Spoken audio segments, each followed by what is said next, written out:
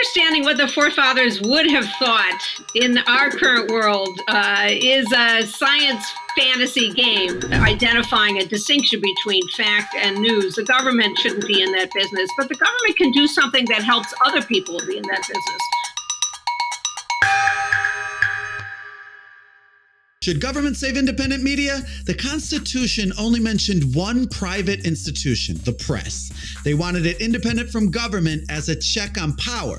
But the threat to independent journalism right now is not the government, it's technology. The forefathers probably didn't think Craigslist and LinkedIn and Google and Facebook would disrupt the business model of advertising. But since the forefathers saw it as such a critical part of democracy, should the government not be part of the solution?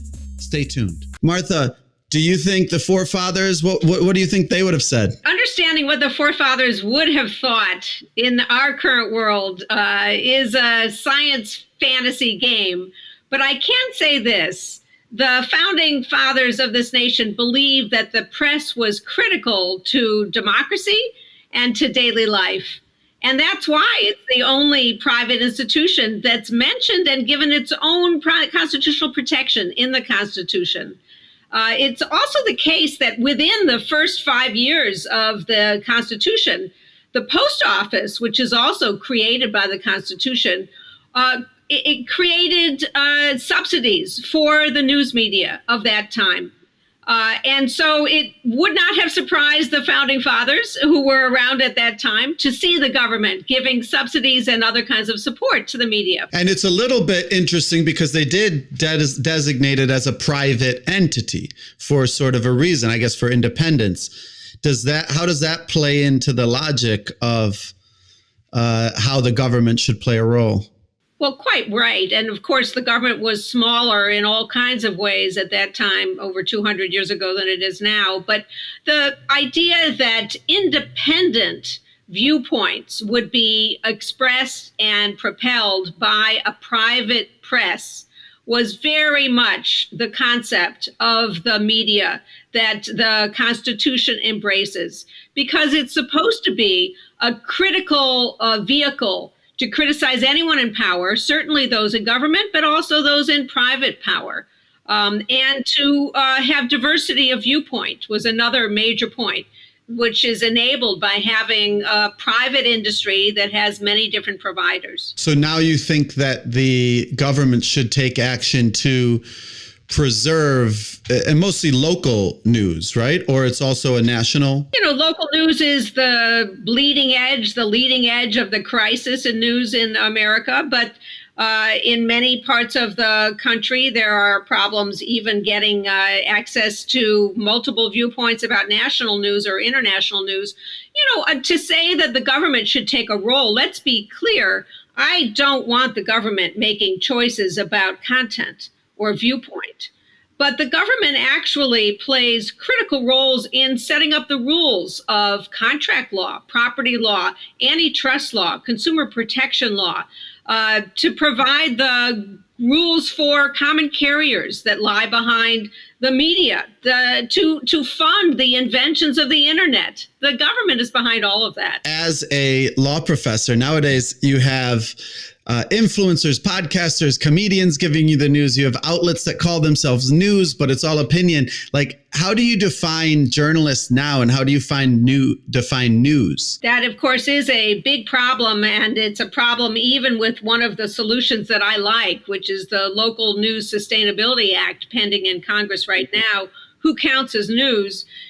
The early media in this country, and it's true in other countries too, blended those categories as well. You think about Ben Franklin and what he produced in his printing business. It was a mix of entertainment and advice and gossip and fiction and fact. So that's not particularly surprising.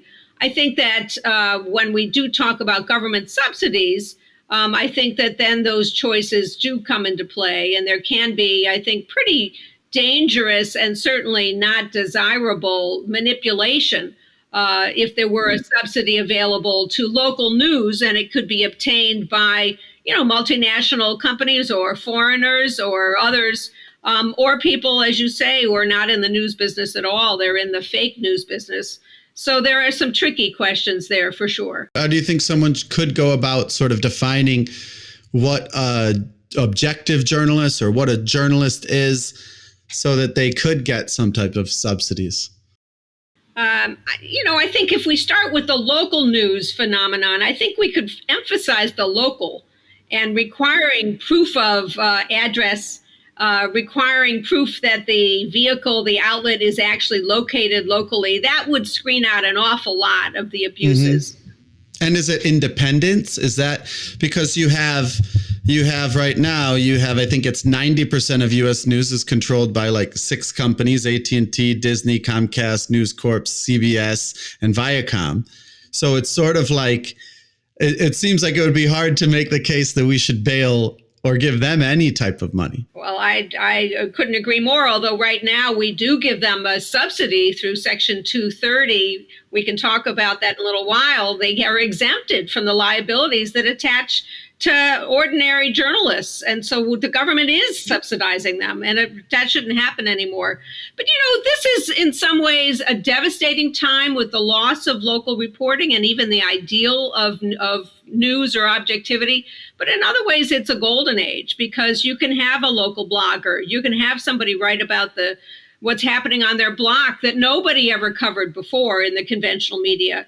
So one of the questions is how to make sure that those voices are not drowned out by the amplification of some of those big companies that you've mentioned. Are those types of changes, like trying to figure out breaking out what news is and opinion and this type of thing, are these things that you're thinking about how to create new policies? Well, again, I'm cautious and certainly concerned about the government getting into any content restrictions or even requirements of identifying a distinction between fact and news. The government shouldn't be in that business, but the government can do something that helps other people be in that business.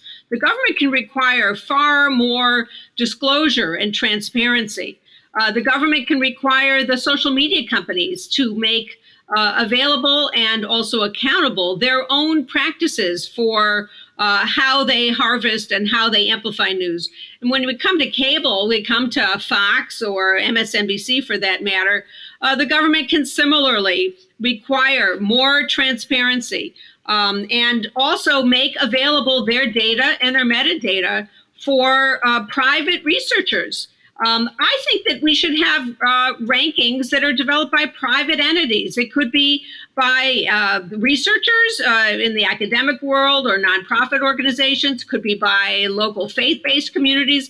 But let's have a war about that, not a war about the truth, but a war about the ratings of what's reliable and what's not. Yeah, the credibility of the actual publication. Is that what you're referring to? That's what I'm saying. And, the ways in which we can have, we're much better about this with entertainment, have different groups that rate entertainment about is it child friendly or not. We could have different groups rate the so-called news.